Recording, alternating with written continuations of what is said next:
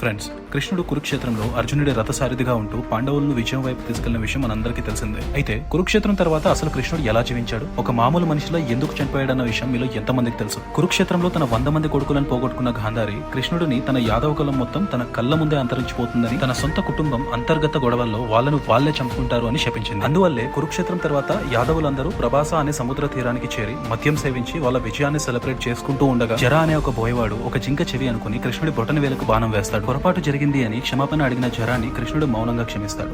ఎందుకంటే తనను చంపింది త్రేతాయుగంలో రాముడి బాణంతో చంపబడిన వాలి అని తనకు తెలుసు కాబట్టి. కృష్ణుడికి జరిగిన గాయానికి ఒకరి మీద ఒకరు నిందలు వేసుకుంటూ మత్తులో ఉన్న యాదవులు వాళ్ళను వాళ్లే చంపుకున్నారు. గాంధారి శాపం గురించి అర్థమైన శ్రీకృష్ణుడు ఇక తనువు చాలించాల్సిన సమయం వచ్చింది అని తన భౌతిక కాయాన్ని వదిలేశాడు. కృష్ణుడు చనిపోయిన తర్వాత తన రాజ్యాన్ని దొంగలు దోచుకెళ్లిపోయారు. రుక్మిణి సతీ సహగమనం చేసుకుంది. సత్యభామ విధవరాలిగా తపోభూములకు వెళ్ళిపోయింది. సో ఫ్రెండ్స్, ఈ వీడియో మీకు నచ్చినట్టయితే లైక్ చేయండి. మరిన్ని ఇన్ఫర్మేటివ్ అండ్ ఇంట్రెస్టింగ్ వీడియోస్ కోసం మన ఛానల్ ని